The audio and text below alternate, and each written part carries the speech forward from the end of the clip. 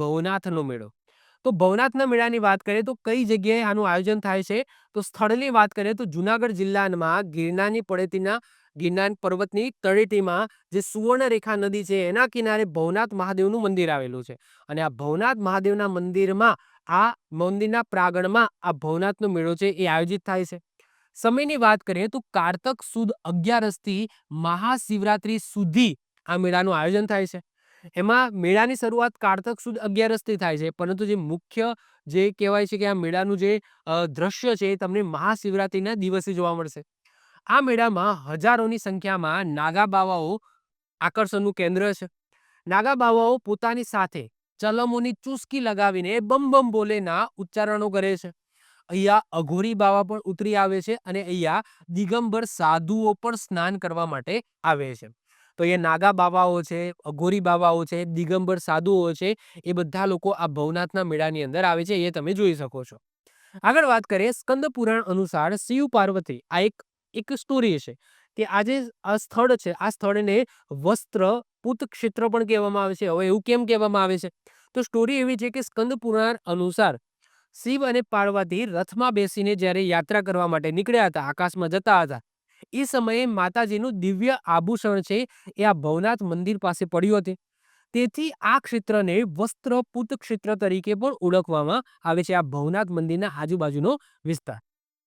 આગળ વાત કરીએ રવેડી ગિરનાર ક્ષેત્રના માર્ગ દામોદર કુંડ વગેરે સ્થળે પરિભ્રમણ કરી ભવનાથ મહાદેવના મંદિરે રાત્રે 12 વાગે પહોંચતા સાધુઓ અને દિગંબર બાબાઓ કડકડતી ઠંડીમાં મહાદેવના નારા સાથે મૃગી કુંડની અંદર મહાસ્નાન કરવાનું મહત્વ છે।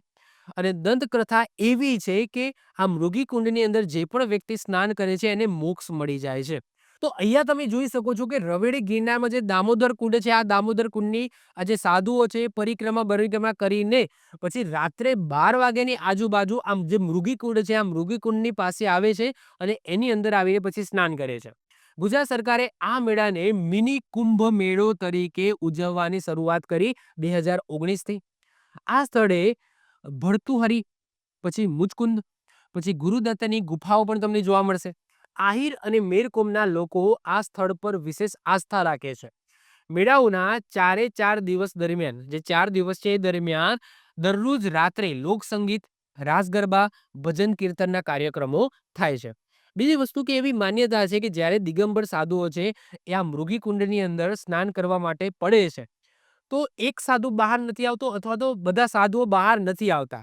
હવે ત્યાંના જે લોકલ લોકો હોય એ જ આનો આન્સર આપી શકે, કારણ કે મેં નથી જોયો ભવનાથનો મેળો।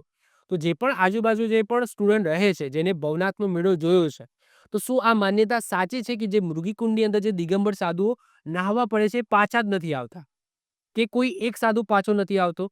એ કંઈક માન્યતા છે, એ મેં કંઈક સાંભળી છે। ઓકે, તો સાચું છે કે ખોટું એ તમે સ્ટુડન્ટ જ કહી શકો છો। ઓકે, આવી જ રીતના ઓછા સમયની અંદર મહત્વપૂર્ણ નોલેજ મેળવવા માટે અને મને સપોર્ટ કરવા માટે આજે જ આપણી યુટ્યુબ ચેનલ ટીચિંગ કિશન ક્લિપને સબસ્ક્રાઇબ કરો।